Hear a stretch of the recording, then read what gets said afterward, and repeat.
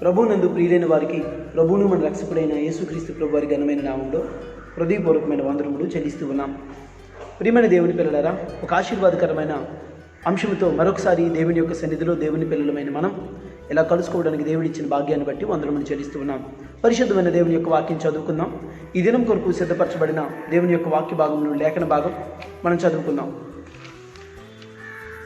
2వ తిమోతికి రాసిన పత్రిక. అపోస్తులైన పౌలు గారు తిమోతికి రాసిన 2వ పత్రిక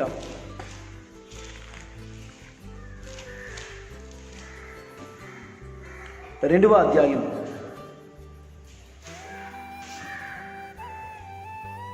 11వ వచనం. తిమోతికి రాసిన 2వ పత్రిక 2వ అధ్యాయం 11వ వచనం చదువునాను. ఈ మాట నమ్మదగినది ఏదనగా మనం ఆయనతో కూడా చనిపోయిన వారమైతే ఆయనతో కూడా బ్రతుకుదు. ఈ మాట నమ్మదగినది ఏదనగా మనం ఆయనతో కూడా చనిపోయిన వారమైతే ఆయనతో కూడా బ్రతుకుదుము. ప్రార్థన చేసుకున్నాం. చదవబడిన ఈ మాటను బట్టి మనం దేవుని మాటలు వినబోతున్న ముందున్న ప్రయాణాన్ని బట్టి వందనములు చెల్లించుకుంటూ ప్రార్థన చేసుకున్నాం. మహాపరిశుద్ధుడైన మా పరలోకపు తండ్రి, మీ ఘనమైన నామమునకు వందనములు. నీ పిల్లలమైన మాకు నీవిచ్చిన ఈ ఆధిక్యతను బట్టి స్తుతులు చెల్లిస్తూ ఉన్నాం. నీవు మాకు అనుగ్రహించిన ఈ స్థలంలో ప్రభువా, పౌలు తిమోతికి ఉత్తరములు రాస్తూ 2వ పత్రికలో తెలియజేస్తున్న మాటను మేము జ్ఞాపకం చేసుకోబోతూ ఉన్నాం. ప్రభువా, మనం ఆయనతో కూడా చనిపోయిన వారమైతే బ్రతుకుదుము అనే మాట, అట్టి మనస్సును, వాక్యానుసారమైన ఆలోచనలను, వాక్యానుసారమైన బ్రతుకును మాకు అనుగ్రహించమని మా ముందున్న ప్రయాణమంతా మీ చేతులకు అప్పగించుకోండి. ఈ ఆత్మీయ సంబంధమైన ప్రయాణంలో వాక్యం చేత సరిచేయబడిన వారమే నీ ప్రియకుమారుడైన క్రీస్తు న్యాయపీఠం ఎదుట యోగ్యులముగా నీ ప్రియకుమారుడైన క్రీస్తు రక్తంలో కడగబడిన వారమై నిలబడుటకు కృపను అనుగ్రహించమని మహిమ, ఘనత, ప్రభావం మీ ఒక్కరికి ఆరోపిస్తూ మాకు ఈ బ్రతికిచ్చినందుకు స్తుతులు చెల్లిస్తూ యేసు నామములో ప్రార్థన చేస్తున్నాము తండ్రి, ఆమేన్. ప్రియమైన దేవుని పిల్లలారా, చదవబడిన దేవుని యొక్క వాక్య భాగంలో 2వ తిమోతికి పౌలు గారు ఉత్తరం రాస్తూ 11వ వచనంలో తెలియజేస్తున్న మాట ఏంటంటే, ఈ మాట నమ్మదగినది. ఇది నమ్మదగిన మాట. ఏంటి మాట నమ్మదగింది? ఏంటి మాట నమ్మదగిందని చెప్తూ అదేమనగా మనం ఆయనతో కూడా చనిపోయిన వారమైతే ఆయనతో కూడా బ్రతుకుదుము. ఇదండి ఈరోజు క్రైస్తవ ప్రపంచానికి బ్రతకడం అర్థమైంది. ప్రార్థన చేస్తే రోగములు పోతాయని అర్థమైంది. కష్టాలు, బాధలు, ఇబ్బందులు, సమస్యలు తొలగిపోతాయి, పర్వాలేదు అనే సంగతి ఆలోచిస్తున్న నేటి ప్రపంచానికి అసలు యేసుక్రీస్తు ప్రభువారితో కూడా చనిపోగలిగిన స్వభావం, యేసుక్రీస్తు ప్రభువారితో పాటు చావగలిగిన మనస్సాక్షి కలిగిన వారమైతే బ్రతుకుతాము, ఆయనతో కూడా బ్రతుకుతాము అనే సంగతిని పౌలు తిమోతికి ఉత్తరం రాస్తూ అసలు ఆయనను వెంబడించేవారు, యేసును వెంబడించేవారు ఎలా ఉండాలి అని వాక్యం తెలియజేస్తుందంటే, యేసుని వెంబడించేవారు ఎలా ఉండాలి అని వాక్యం తెలియజేస్తుందంటే, యేసు ఎలాగైతే చనిపోయినో అలాగే యేసుని వెంబడించేవారు కూడా అలా చనిపోగలిగిన మనస్తత్వాన్ని కలిగి ఉండాలని వాక్యం కోరుకుంటుంది. ప్రియమైన దేవుని పిల్లలారా, మరి ఈరోజు క్రైస్తవ ప్రపంచం యేసుక్రీస్తు ప్రభువారితో పాటు చనిపోవడానికి, చావడానికి సిద్ధపడగలిగిన మనస్సాక్షిని కలిగి ఉండగలుగుతుందా? కలిగి నడవగలుగుతున్నారా? అలా ఆలోచించగలుగుతున్నారా? మేము యేసు ప్రభువారు ఎలా శ్రమపడ్డారో అలాగే శ్రమపడి, లేదా ఆ ప్రకారమే బ్రతికి ఆ ప్రకారమే నడుచుకొని మేము చావడానికి సిద్ధంగా ఉన్నామనే ఆలోచన క్రైస్తవ ప్రపంచం కలిగి ఉండగలుగుతుందా? ప్రియమైన దేవుని పిల్లలారా, దేవుని యొక్క మాటల్ని జ్ఞాపకం చేసుకుందాం. ఇదే పత్రికలో 2వ తిమోతికి రాసిన పత్రికలో 3వ అధ్యాయంలో 12వ వచనం, ఇదే పత్రికలో 3వ అధ్యాయం 12వ వచనంలో ఒక మాట రాయబడింది. క్రీస్తు యేసునందు సద్భక్తితో బ్రతుకనుద్దేశించు వారందరూ యేసుక్రీస్తు ప్రభువారితో పాటు బ్రతకాలి. యేసుక్రీస్తు ప్రభువారు మాటల ప్రకారం బ్రతకాలి, మాటల ప్రకారం నడుచుకోవాలి, మాటల ప్రకారమే ఉండాలి అని ఎవరైనా అనుకుంటే వారు ఏమవుతారట? హింస పొందుదురు. యేసుప్రభు వారిని వెంబడిస్తే అప్పులు తీరిపోతాయి, యేసుప్రభు వారిని వెంబడిస్తే స్వస్థతలు జరుగుతాయి, యేసుప్రభు వారిని వెంబడిస్తే పంటలు పండుతాయి, యేసుప్రభు వారిని వెంబడిస్తే ఇల్లు కట్టుకోవచ్చు, యేసుప్రభు వారిని వెంబడిస్తే చక్కగా సౌకర్యంగా ఆర్థికంగా సామాజికంగా బలంగా నిలబడవచ్చు అని ఆలోచిస్తున్న నేటి ప్రపంచానికి అసలు భక్తి యేసుక్రీస్తునందు సద్భక్తితో మంచి భక్తితో బ్రతకాలనుకునే వారికి ఎలా ఉంటుందంటే వారట హింస పొందుదురు. పర్టిక్యులర్గా ఒక స్టేట్మెంట్ ఇస్తున్నాడండి, హింస కలుగుతుంది. ఈరోజు క్రైస్తవ్యానికి హింస ఎక్కడ ఉందండి? క్రైస్తవ్యానికి ఎవరైనా యేసుప్రభు వారిని నమ్మినందుకు ఎవరైనా మనల్ని కొట్టారా? యేసుప్రభు వారిని నమ్మినందుకు ఎవరైనా మనల్ని తిట్టారా? యేసుప్రభు నమ్మినందుకు ఎవరైనా మనల్ని అసహించుకున్నారా? యేసుప్రభు నమ్మినందుకు ఎవరైనా మనల్ని ఇంటి నుండి బయటికి గెంటేశారా? అసలు ఆ భక్తి కలిగి ఉంటే కదా, ఆ భక్తి మనం కలిగి ఉంటే మన విషయంలో వారు అలా ప్రవర్తిస్తారు. ఎందుకు ప్రవర్తిస్తారు? దేవునిలో ఉన్నవారికి లోకంలో ఉన్నవారికి వ్యత్యాసం ఉంది కాబట్టి. ఈరోజు క్రైస్తవానికి హింస లేదు, క్రైస్తవ్యానికి సౌకర్యాలు ఉన్నాయి, క్రైస్తవ్యానికి అవకాశాలు మెండుగా ఉన్నాయి, ఆర్థికంగా నిలబడే అవకాశాలు ఉన్నాయి, ఆర్థికంగా బ్రతికే అవకాశాలు ఉన్నాయి, ఆర్థికంగా వెన్నుదన్నులుగా ఉండేవారు ఉన్నారు.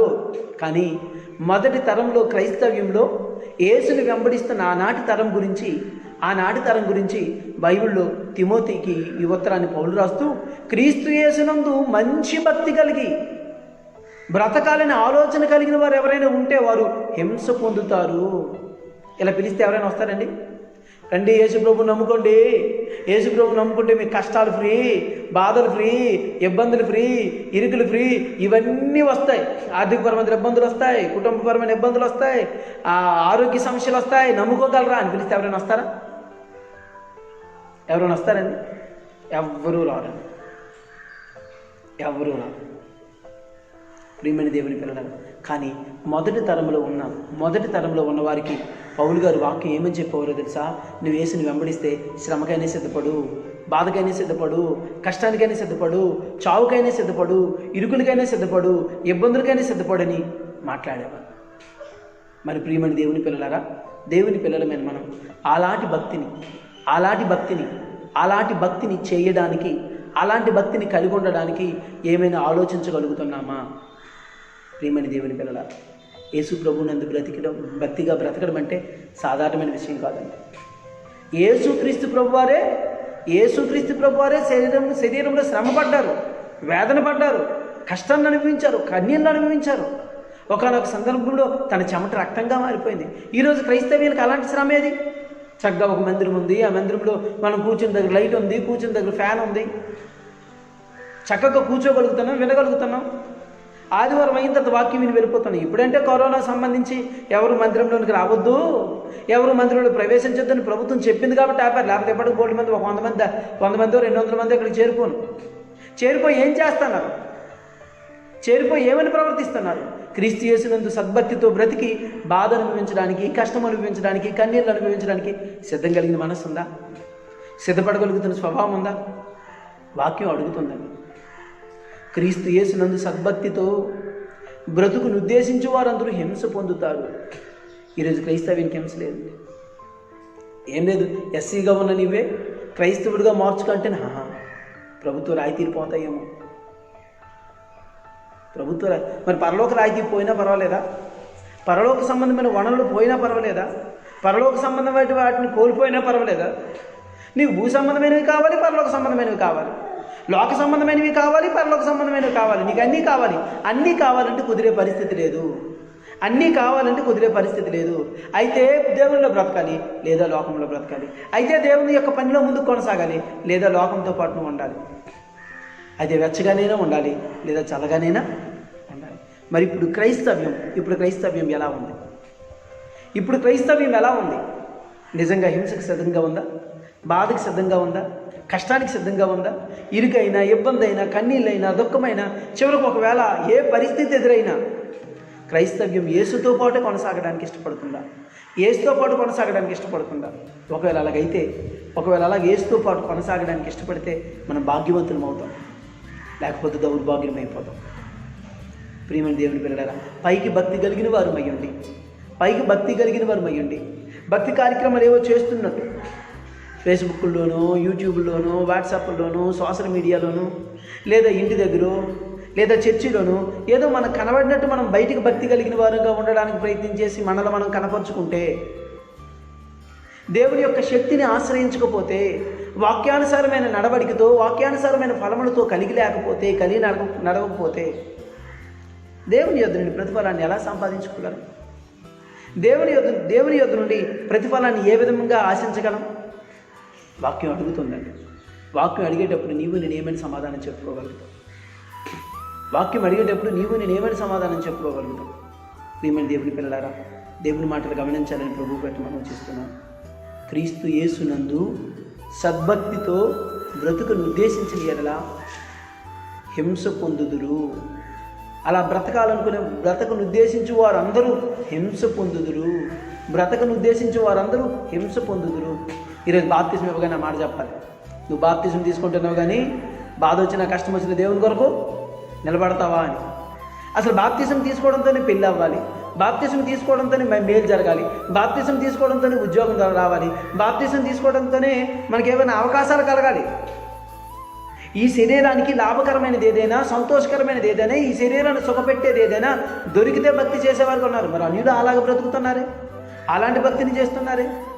వారు అలాంటి భక్తి కార్యక్రమాలు, నేను స్వర్గానికే వెళ్ళాలి, దేవునితో పాటే ఉండాలి, దేవునితో పాటే బ్రతకాలి అనే ఆలోచనతో భక్తి చేస్తున్న, భక్తి కలిగిన వారు ఎంతమంది ఉన్నారు? అదేది లేదండి. నేడున్న క్రైస్తవ్యం కూడా యేసుని ఎందుకు వెంబడిస్తుందనంటే లోక సంబంధమైన అవకాశాలు ఏమైనా, సౌకర్యాలు ఏమైనా, సౌలభ్యాలు ఏమైనా, వెసులుబాట్లు ఏమైనా దొరుకుతాయేమోనని. మరి ఇది ఎంతవరకు సమంజసం? ఇది ఎంతవరకు న్యాయం? మన ముందు తరాల్లో మొదటి తరం వారు ఏ విధంగా ప్రవర్తించారో మనం చూద్దాం. మొదటి పేతురు రాసిన పత్రిక, పేతురు రాసిన మొదటి పత్రిక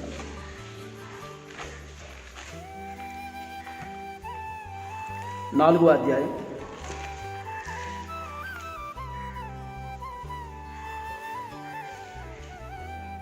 13వ వచనం. మొదటి పేతురు రాసిన పత్రిక 4వ అధ్యాయం 13వ వచనం. క్రీస్తు మహిమ బయలుపరచబడినప్పుడు మీరు మహానందముతో సంతోషించి నిమిత్తం క్రీస్తు శ్రమలలో మీరు పాలివారే ఉన్నంతగా సంతోషించుడి. దేంట్లో పాలివారట? క్రీస్తు శ్రమలో. యేసుక్రీస్తు ప్రభువారిని విశ్వసించిన నీవు క్రీస్తు మహిమ బయలుపరచబడినప్పుడు మహానందముతో సంతోషించిన నిమిత్తం క్రీస్తు శ్రమలలో మీరు పాలివారయుండుడి. ప్రియమైన దేవుని పిల్లలారా, యేసుక్రీస్తు ప్రభువారి శ్రమలలో పాలివారయ్యున్నంతగా సంతోషించాలట. శ్రమల్లో ఎలా సంతోషించగలుగుతాం? శ్రమల్లో ఎలా ఆనందించగలుగుతాం? ఒక రిక్రూట్మెంట్కి వెళ్ళాం, అన్నీ అయిపోయాయి, పరుగు పందెం మాత్రమే ఒకటి ఉంది. ఈ పరుగు పందెం పూర్తయితే ఉద్యోగం దొరుకుతుంది. ఇప్పుడు వ్యక్తి పరిగెడుతున్నాడు, ఎవరు తన దరిదాపుల్లో లేడు, తనకేమో తనకు లక్ష్యం కనిపిస్తూ ఉంది, లక్ష్యానికి చేరువుగా ఉన్నాడు. ఇప్పుడు తను ఏం ఆలోచిస్తాడు? ఆ పరిగెడుతున్న శ్రమలలో 9 మాసాలు మోస్తున్న బిడ్డ, ఆ తల్లి వేదన అనుభవిస్తూ, ప్రసవ వేదన అనుభవిస్తూ ఆ బిడ్డను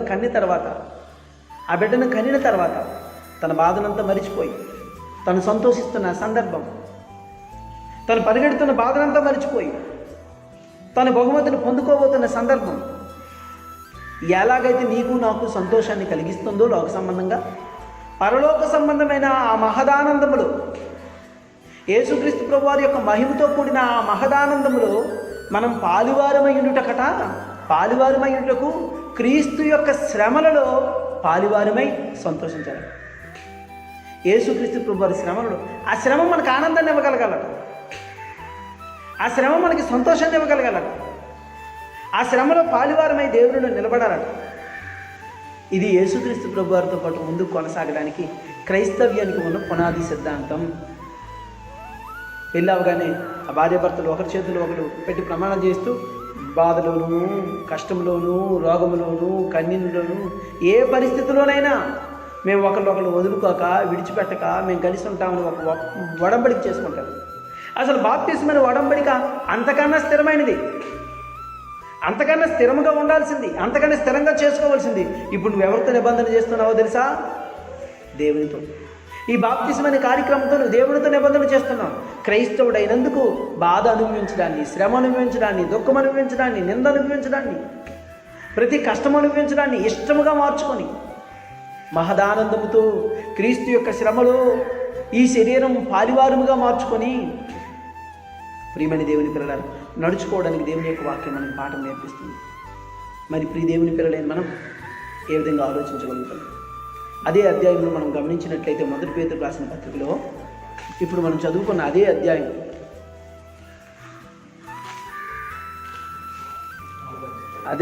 4వ అధ్యాయంలో 16వ వచనం, ఎవడైనను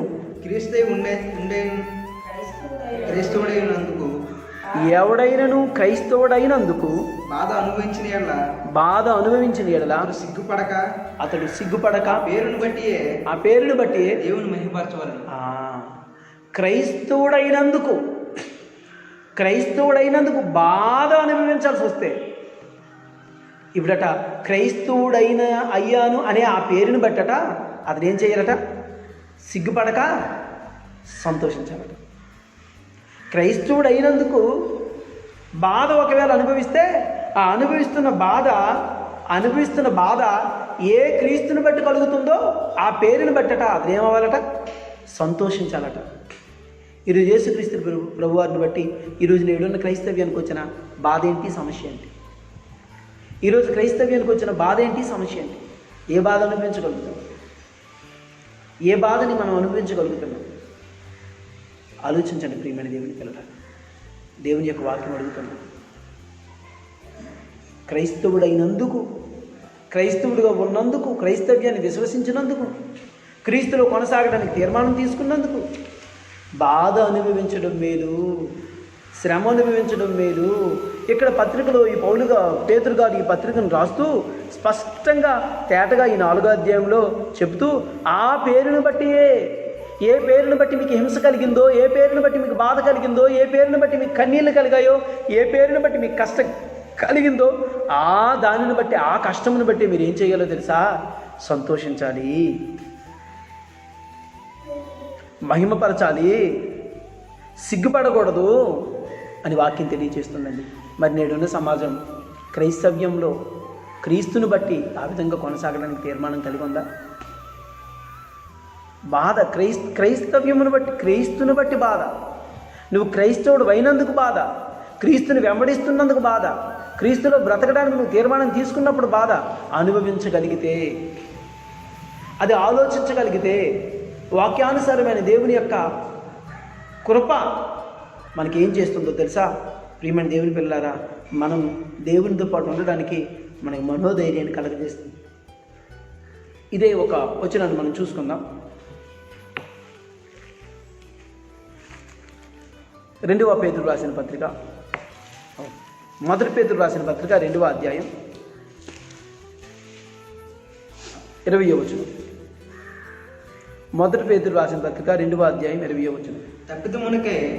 తప్పిదమునకై దెబ్బలు తిన్నప్పుడు మీరు సహించిన ఎడల మీకేమి గణము? మేలు చేసి బాధపడినప్పుడు మీరు సహించిన ఎడల, మేలు చేసి బాధపడినప్పుడు మీరు సహించిన ఎడల అది దేవునికి హితమగును. చదువునండి. ఇందుకు మీరు పిలువబడితిరి. ఇందుకే మీరు పిలువబడితిరి. చాలా జాగ్రత్తగా ఈ మాటలు గమనించాలని ప్రభు పేట ప్రియులైన దేవుని పిల్లలను బ్రతిమలాడుతున్నానండి. ఇక్కడ చెప్తూ తప్పిదమునకై దెబ్బలు తిన్నప్పుడు మీరు సహించిన ఎడల మీకేమి గణము? మేలు చేసి బాధపడినప్పుడు సహించిన ఎడల అది దేవునికి హితమగును. ఇందుకు మీరు పిలువబడితిరి చెప్తూ, ఒకవేళ మీరు తప్పు చేస్తే, ఒకవేళ మీరు పొరపాటు చేస్తే, ఆ తప్పును బట్టి మీరు ఒకవేళ దెబ్బలు తింటే, ఆ పొరపాటును బట్టి మీరు ఒకవేళ దెబ్బలు తింటే అది మీకేం ప్రయోజనం? మీరేమవ్వాలి అంటే తప్పు చేయకుండా, పొరపాటు చేయకుండా, యేసులో నిలబడుతూ, యేసులో నడుచుకుంటూ, యేసులో బ్రతుకుతూ, యేసుక్రీస్తు ప్రభు వారి కొరకు ముందుకు సాగుతున్నప్పుడు ఒకవేళ మీరు దెబ్బలు తింటే అది దేవునికి హితమగును, అది దేవునికి ఇష్టమవుతుంది. దేవుడు దాన్ని ఘనముగా ఎంచుతాడు, దేవుడు దాన్ని గొప్పగా ఎంచుతాడు. అని మాట్లాడుతాం. అంటే మనం దెబ్బలు తినడం మన తండ్రికి ఇష్టమా? మనం దెబ్బలు తినడం మన తండ్రికి ఇష్టమా? ఎందుకు? యేసుక్రీస్తు ప్రభువారిని బట్టి మనం హింస పొందడం తండ్రికి ఎందుకు సంతోషం? బాధ పొందడం తండ్రికి ఎందుకు సంతోషం? కష్టం పొందడం తండ్రికి ఎందుకు సంతోషం? మేలు చేయక దెబ్బలు తిన్నోడు ఉంటే నీవేం చేయాలి తెలుసా? కీడు చేయక, కీడుగా ప్రవర్తింపక కూడా దేవుని విషయమై దెబ్బలు తినుటకు, నిందలు తినుటకు, మాటలు తినుటకు సిద్ధపడిపోవాలి, సిద్ధంగా బ్రతకాలి. ప్రియమైన దేవుని పిల్లలారా, దేవుని మాటలు గమనించాలని మనం చేస్తూ ఉన్నాం. వాక్యం మనకు పాఠం నేర్పిస్తుంది. వాక్యం మనకు గుణపాఠం నేర్పిస్తుంది. యేసుక్రీస్తు ప్రభు వారితో పాటు ఉండాల్సిన వాడు ఎలా ఉండాలో, యేసుక్రీస్తు ప్రభు వారితో పాటు నడవాల్సిన వాడు ఎలా నడవాలో, యేసుక్రీస్తు ప్రభు వారితో పాటు బ్రతకడానికి ఇష్టపడిన వాడు ఎలా బ్రతకాలో వాక్యం వివరించి చెబుతూ, నువ్వు క్రీస్తుని అంగీకరించిన ఎడలా, సద్భక్తితో బ్రతకను ఉద్దేశించిన ఎడలా నువ్వు శ్రమలు పడతావు, బాధలు పడతావు, కష్టాలు పడతావు. అయినా వీటన్నిటికీ సిద్ధమా ఏసుతో పాటు బ్రతకడానికి? అయినా వీటన్నిటికీ సిద్ధమా ఏసుతో పాటు నడవడానికి అని వాక్యం అడుగుతుందని. నీవు నేనేం సమాధానం చెప్పగలుగుతావు? వాక్యం అలా అడుగుతున్నప్పుడు నీవు నేనేమైనా సమాధానం చెప్పగలుగుతావు? ఏమైనా సమాధానం ఉందా? ఏమైనా సమాధానం ఉందా? ఆలోచించాలని ప్రియ దేవుని పిల్లలైన వారిని మనం చేస్తున్నాను. చాలా క్లిష్టమైన పరిస్థితి అండి ఈరోజు క్రైస్తవ్యం. ప్రారంభం నుండి ఈ మాటల్లోనూ ప్రాయబడిన ఈ సంగతులు యందు మనస్సు నిలిపి నడాల్సిన క్రైస్తవ్యం, బాధకి సిద్ధపడాల్సిన క్రైస్తవ్యం, కష్టానికి సిద్ధపడాల్సిన క్రైస్తవ్యం, కన్నీళ్ళకి సిద్ధపడాల్సిన క్రైస్తవ్యం, అవసరమైతే చావుకు కూడా సిద్ధపడి నడుచుకోగలిగిన క్రైస్తవ్యం ఈరోజు ఆ విధంగా లేదు. ఆ పందాగా నడవడం లేదు. ప్రియమైన దేవుని పిల్లలారా, పొరపాటు ఎక్కడో జరిగింది. ఆ పొరపాటు వందల కోట్ల మందిని వంచిస్తుంది. పొరపాటు ఎక్కడో జరిగింది. క్రైస్తవ్యంలో తప్పుడు బోధలు అనుకున్నాయి. యేసుని వెంబడించు, నీకు అన్నీ మేలే జరుగుతాయి, అన్నీ ఐశ్వర్యంగా మారుతాయి, నెమ్మది కలిగిన పరిస్థితులు దొరుకుతాయి. క్రీస్తుని వెంబడించే వారికి ఈ శరీరంలో కాదండి, శరీరాన్ని విడిచిన తర్వాత దేవుడు ఇవ్వబోతున్న మహా గొప్ప ఆ లోకమును పొందుకోవడానికి అవసరమైన ఒక పరిపక్వమైన స్థితిలోనికి రావడానికే క్రైస్తవురాలుగా బ్రతకడానికి దేవుడు కృపను అనుగ్రహించాడు. ప్రియమైన దేవుని పిల్లలారా, దేవుని మాటని గమనించాలని మనం చేస్తూ ఉన్నాం. దేవుని యొక్క వాక్యం తేటగా సూటిగా మనకు నేర్పిస్తున్న పాఠం చూద్దామండి ఒకసారి. 2వ కొరింథీయులకు రాసిన పత్రిక 11వ అధ్యాయం 20వ వచనం. 2వ కొరింథీయులకు రాసిన పత్రిక 11వ అధ్యాయం 20వ వచనం. ఒకడు మిమ్మును దాస్యమునకు లోపరిచినను, ఒకడు మేము మృంగివేసినను, ఒకడు నిన్ను వశపరుచుకునను, ఒకడు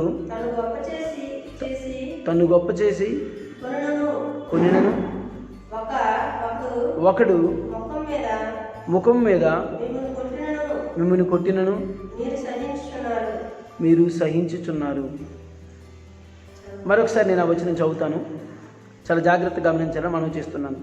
ఒకడు మిమ్మల్ని దాస్యమునకు లోపరిచినను, ఒకడు మేము మింగివేసినను, ఒకడు మేము వశపరుచుకునినను, ఒకడు తన్ను గొప్ప చేసుకునినను, ఒకడు ముఖం మీద మిమ్మల్ని కొట్టినను మీరు సహించుచున్నారు. ఏమండి, ఏం బ్రతుకండి మొదటి తరం క్రైస్తవ్యంది. మొదటి తరం క్రైస్తవ్యంది ఏం బ్రతుకండి. సిగ్గుపడనక్కర్లేని పనివారుగా ఉన్నారండి వాళ్ళు. చెరసాల్లోకి వెళ్ళినా, కొరడా దెబ్బలు తింటున్నా, మొఖాలు ఉమ్ములు పూస్తున్నా, పిడిగుద్దులు గుద్దుతున్నా, బట్టలు చించివేస్తున్నా, ఆ మొదటి తరం క్రైస్తవ్యం దేవుడు ఎలా ఉందో గమనించినట్లయితే వారు సహిస్తూనే ఉన్నారు. క్రీస్తుని బట్టి సహిస్తూనే ఉన్నారట. కారణం, దేవుడు ఇవ్వబోతున్న బహుమానాన్ని సొంతం చేసుకోవడానికి, దేవుడు ఇవ్వబోతున్న బహుమానాన్ని వారు పొందుకోవడానికి ఆ విధమైన ప్రయాసపడ్డారు, ఆ విధమైన వేతన అనుభవించారు. ప్రియమైన దేవుని పిల్లలారా, దేవుని మాటని గమనించాలని ప్రభు పేట మిమ్మల్ని బ్రతిమలాడుతున్నాను. క్రీస్తు యేసునందు సద్భక్తితో బ్రతకడానికి తీర్మానం కలిగిన పిల్లలంగా ఈరోజు దేవుడు మనకు అనుగ్రహించిన ఈ స్థలంలో ఉన్న దేవుని పిల్లలమైన మనం చూడబడిన వాక్య భాగముల ద్వారా దేవుని యొక్క మనసును మనం వినడానికి దేవుడు కృపను అనుగ్రహించాడు. మనం ముందు చదువుకున్న వాక్య భాగంలో రాయబడిన మాట గమనించినట్లయితే ఈ మాట నమ్మదగినది, అదే అనగా ఆ మాట ఏంటి అంటే యేసుక్రీస్తు ప్రభు వారు చనిపోయారు కదా, అలాగే మనము ఆ మనసునే కలిగి ఉండాలి. ఇక్కడ భక్తుడు మాట్లాడుతూ ఈ 2వ కొరింథీయులకు 1 కొరింథీయులకు రాసిన పత్రిక 2వ కొరింథీయులకు రాసిన పత్రిక 11వ అధ్యాయం 20వ వచనం, ఇప్పుడు మనం చదువుకున్న వచనాన్ని మనం మరొకసారి గమనించినట్లయితే తేటగా మాట్లాడుతున్నాడండి. ఒకడు మిమ్మల్ని బానిసగా తీసుకెళ్ళిపోయినా, ఒకడు మిమ్మల్ని మింగేసినా, ఒకడు మిమ్మల్ని వశపరుచుకున్నా, ఒకడు మిమ్మల్ని కొట్టినా, ఒకడు మిమ్మల్ని ద్వేషించినా, ఏం చేసినా యేసుప్రభు వారు ఏం చేయాలట? నిలబడాలి. ఎందుకంటే మన కొరకు జీవ కిరీటం ఉంచబడి.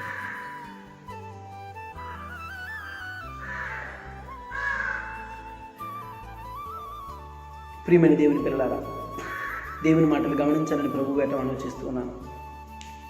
సహించడం క్రైస్తవ్యంలో, భరించడం క్రైస్తవ్యంలో, ప్రతి నింద, ప్రతి బాధ, ప్రతి కష్టాన్ని అర్థం చేసుకోవడం, దేవుని కొరకు నిలవబడడం, దేవుని కొరకు ముందుకు సాగడం క్రైస్తవ్యానికి ఇప్పుడు పునాది అయ్యిందండి. అదే క్రైస్తవ్యానికి మూల పునాది. నువ్వు క్రీస్తుని అంగీకరించినప్పటి నుండి, క్రీస్తుని గురించి విని విశ్వసించినప్పటి నుండి శ్రమకు సిద్ధపడిపోవాలి, బాధకు సిద్ధపడిపోవాలి, కష్టానికి సిద్ధపడిపోవాలి, కన్నీళ్ళకి సిద్ధపడిపోవాలి, అవమానాలకు సిద్ధపడిపోవాలి, నిందలకు సిద్ధపడిపోవాలి. అసలు క్రైస్తవ్యంలో దేవుని కొరకు బ్రతకడానికి ఏం చేయడానికైనా సిద్ధపడిపోవాలి, ఏం చేయడానికైనా సిద్ధపడిపోవాలి. అలా సిద్ధపడగలిగి దేవుని వైపు చూడగలిగిన దేవుని పిల్లలైన వారు ఎవరైనా ఉంటే వాక్యం ఏం చెప్తుందో తెలుసా? ప్రియమైన దేవుని పిల్లలారా, క్రీస్తు యేసునందు సద్భక్తితో బ్రతకను ఉద్దేశించు వారందరూ హింస పొందుదురు. మరి హింసను అనుభవించడానికి, కష్టాన్ని అనుభవించడానికి, కన్నీళ్ళను అనుభవించడానికి ప్రియమైన దేవుని పిల్లలారా, దేవుని పిల్లలమైన నీవు నేను సిద్ధంగా ఉన్నాము. దేవుని పిల్లలమైన నీవు నేను ముందుకు సాగలుగుతున్నామా? దేవుని పిల్లలమైన నీవు నేను దేవునిలో నిలబడగలుగుతున్నామా? ప్రియమైన దేవుని పిల్లలారా, యేసుక్రీస్తు ప్రభువారు మొదటి తరంలో తనతో పాటు ఉన్న శిష్యుడికి మాట్లాడుతూ వారికి చెబుతూ, ఎవడైనా నన్ను వెంబడింపగోరిని ఎడల తను ఉపేక్షించుకుని తన సిలువను ఎత్తుకొని నన్ను వెంబడించాలి. ఒకవేళ నువ్వు వెంబడించడానికి సిద్ధపడినప్పుడు నీ ఇంట్లో ఎవరైనా నీ ప్రియమైన వారు చనిపోతే చనిపోయిన వారిని విడిచి మరీ బయలుదేరాలంట. నీ కష్టాలు కన్నీళ్ళు ఒకవేళ ఉంటే ఆ పరిస్థితులు వాటన్నిటిని దాటి యేసుని వెంబడించాలంట. యేసుని వెంబడించడం అంటే చావుకి సిద్ధపడి విశ్వసించడం, చావైనా విశ్వసించడం, చావు వస్తున్నా విశ్వసించడం, దేవుని కొరకు ఏం చేయడానికైనా సిద్ధపడిపోవడం. క్రీస్తు కొరకు సద్భక్తితో బ్రతకను ఉద్దేశించడానికి దేవుని పిల్లలైన మనం తీర్మానం తీసుకుందాం, జాగ్రత్త కలిగి నడుద్దాం, దీవించబడదాం. తలలు వంచినట్లయితే ప్రార్థన చేసుకుందాం. ఈ మాటలు ఫలించలాగిన మన మధ్యలో ఉన్న పాస్టర్ గారు ప్రార్థన చేస్తారు.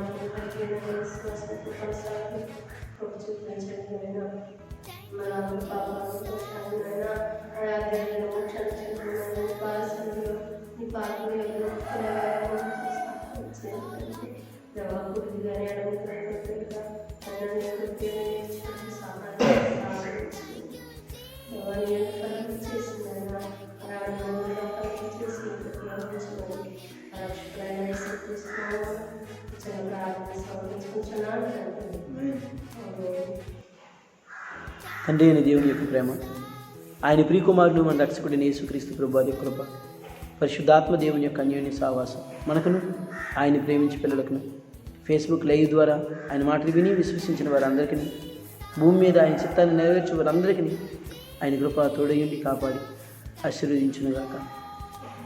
ఆమేన్. ఆమేన్. ప్రియులైన దేవుని పిల్లలకు ప్రభు పేట వందనాలు. రేపటి కాల సమయంలో మరలా మనం సాయంకాలం 7:30 గంటలకు ఫేస్బుక్ లైవ్ ద్వారా మరలా మనం కలుసుకున్నాం. మరొక ఆశీర్వాదకరమైన అంశంతో ముందుకు సాగుతాం. దేవుడు మనల్ని దీవించి ఆశీర్వదించి కాపాడును.